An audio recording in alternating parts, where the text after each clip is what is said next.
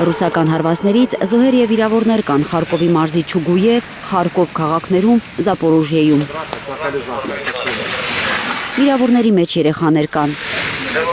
Ըստ Կիևի Մոսկվան հարվածել է օդից արձակվող 2 հրթիռներով ու 166 ԱԹՍ-ներով, որոնցից 146-ը խոցվել են։ Ուկրաինական հարվածների հետևանքով կրկին պարալիզացվել է Ղրիմի սահմանամերձ Չոնգարի կամուրջը։ Տներ են այրվում Կրասնոդարի երկրամասի Տուապսեի շրջանի Ջուբգա գյուղում։ Ջուբգա հանգստավայրը 52 կիլոմետր է Տուապսեից հեռու։ Այդտեղով է անցնում Սոչիի էներգամատակարարումն ապահովող Ջուբգա-Լազարևսկոե Սոչիի գազատարը։ Ընդամենը 5 օր առաջ Կրեմլին բանակցելու առաջարկ արած Ուկրաինայի նախագահը բրիտանական Guardian-ին տված հարցազրույցում փորձել է բացատրել բրիտանացիներին, թե ինչու պետք է նրանք ֆինանսավորեն պատերազմը եւ շարունակեն հեռահար զինատեսակների մատակարարումը Կիևին։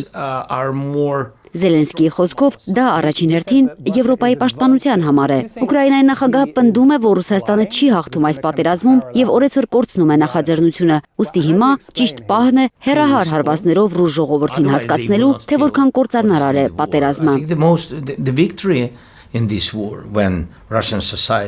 Այս պատերազմում հաղթանակ կլինի, երբ ռուսական հասարակությունը գիտակցի, պատերազմը սարսափելի է, որ այն ողբերգություն է ոչ թե ինչ-որ մեկի համար, այլ հենց ռուսների համար։ Եվ ես կարծում եմ, որ այդ պահը հիմա է։ Պատերազմի ելքը որոշում են զինվորները, ոչ թե բանակցությունները, ասել է Ռուսաստանի գլխավոր դիվանագետը, անդրադառնալով Մեծ Բրիտանիայի, Ֆրանսիայի, Գերմանիայի եւ Ուկրաինայի ներկայացրած խաղաղության 5 կետանոց նախաձեռնությանը։ Հիմա ամեն ինչ կախված է ոչ թե բանակցություններից, այլ ռազմաճակատում մեր հերոսների գործողություններից։